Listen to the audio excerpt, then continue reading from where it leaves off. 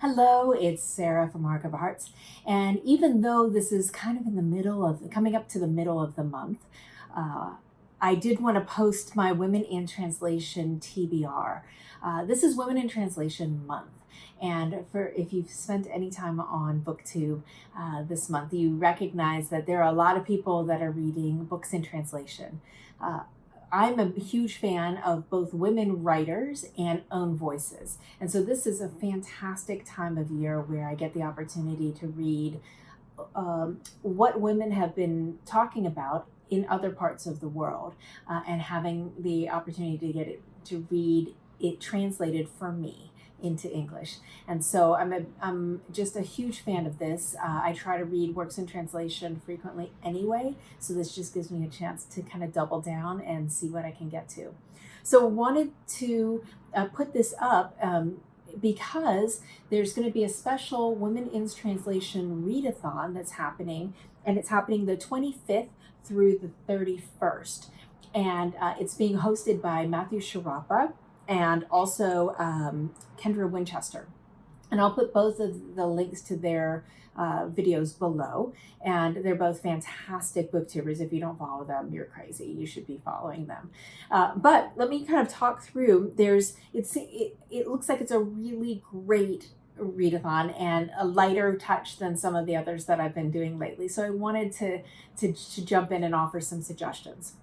Let me read through the prompts, and then there's 2 bonus prompts as well. So the first one is read a book with the translator who is credited on the cover. Now this seems like it would be very easy, but it's actually a big problem. Translators are not credited as they should be. If you think about the work that they need to do, they have to rewrite the entire book into a different language. That is incredible. And they have to also try to keep the spirit and the tone and tenure of what the author has done intact. I'm in awe of what translators do. So that's prompt number 1. Prompt number 2 is read a book in a non-traditional format. So an audiobook, an ebook, poetry, play, etc. So I think this is a great opportunity if you've never done audiobooks or if you've never done an ebook. A great opportunity to do that. And then third, read a book where the gap between the original publication in its own language and the translation spans at least 5 years. And then the 2 bonus prompts, the first one is read In Other Words by JUMPHA LAHIRI, and that was translated by Anne Goldstein. And this book is just phenomenal. What's interesting about JUMPHA LAHIRI is she'd already won tons of awards for the work that she had done earlier. She's very well known. She's of Indian descent, but had been living in the United States. Her English is superb.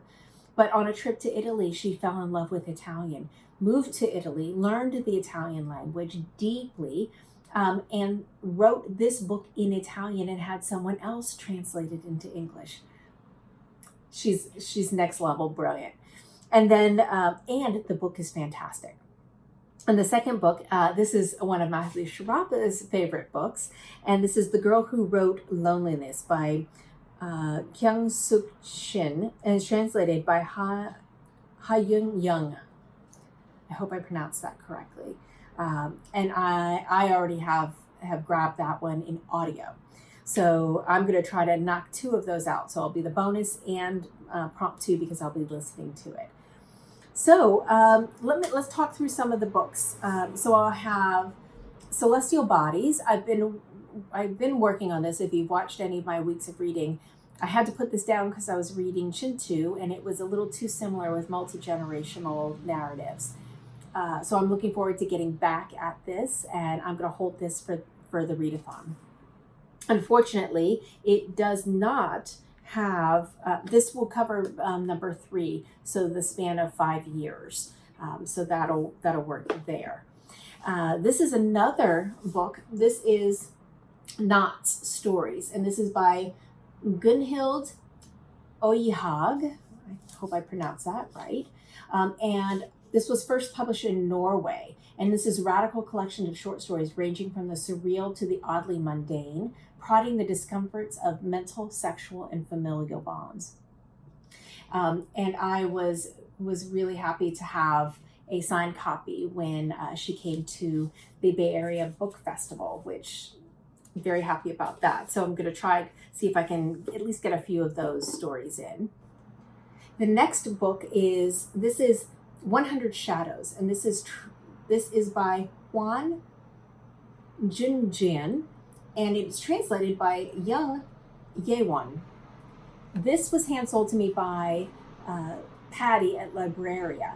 Patty's the manager there. Libraria is a London bookshop that I adore, and it's off of Brick Lane. Beautifully curated, just really exceptional pieces of work there.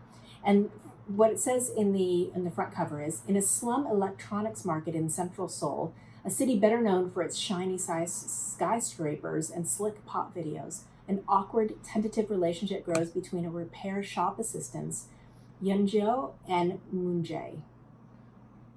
So that already sounds pretty great. So very excited. So this will fit for number 1. Then some other books I have that I've just been collecting over the years for times just like this. A Very Easy Death by Simone de Beauvoir. So Simone de Beauvoir, very famous French writer, French feminist. I haven't read any of her work yet, and I know.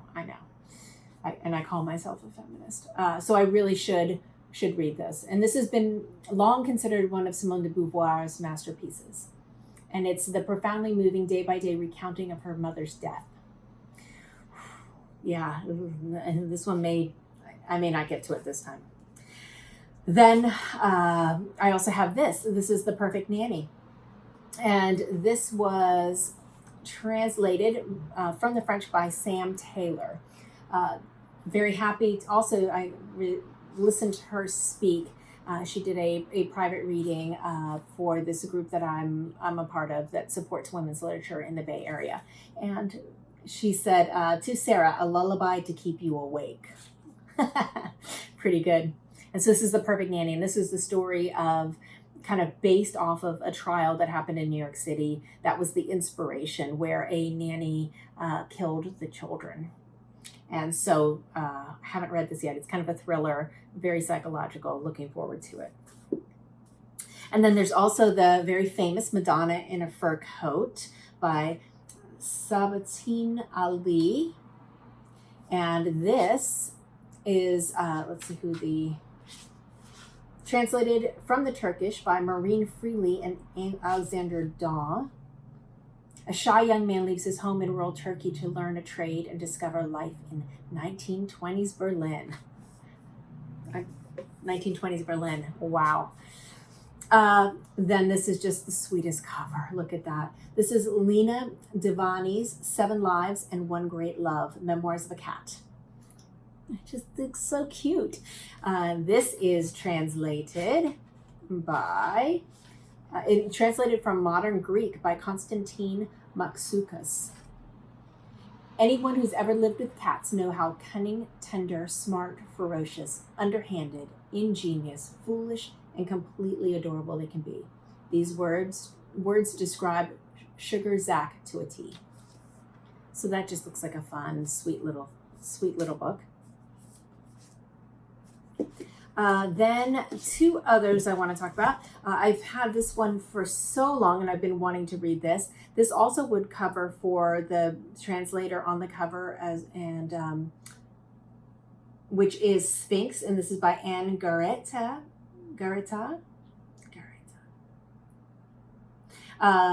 Translated from the French by Emma Ramadan. And this is supposed to be really great. It's supposed to be a kind of groundbreaking, erotic, genderless love story that delves into the nightclubs and cabarets of after-hours Paris, exploring the relationship between a nameless narrator and a dancer from America. So this, I think this is much more interesting. I think when we think about it in English, we don't have the same kind of challenges of writing something genderless, whereas in French or in a lot of the Romance languages, specifically I'm thinking, I'm not sure about other languages, everything has a gender. And so to write something like this is really profound. I bet this must be amazing in French. So this one is kind of high up on the list. And then this one has been on my list forever. You've actually seen it in my mood reading roulette, but I just haven't gotten to it. And this is Human Acts by Kang. And the narrator, translated from the Korean by Deborah Smith. And this says, in the midst of a violent student uprising in South Korea, a young boy named Dong-ho is shockingly killed. So, a lot of really great options here. I'm looking forward to, I don't know what I'll get to, so you have to stay tuned for my week of reading wrap-ups to see which ones I've actually read. And I guess that's it. Thank you so much for watching. Thank you so much to Matthew and Kendra for putting the Readathon on. I'm really excited to participate and support in every way I possibly can. Thank you very much, and thank you for watching. Bye.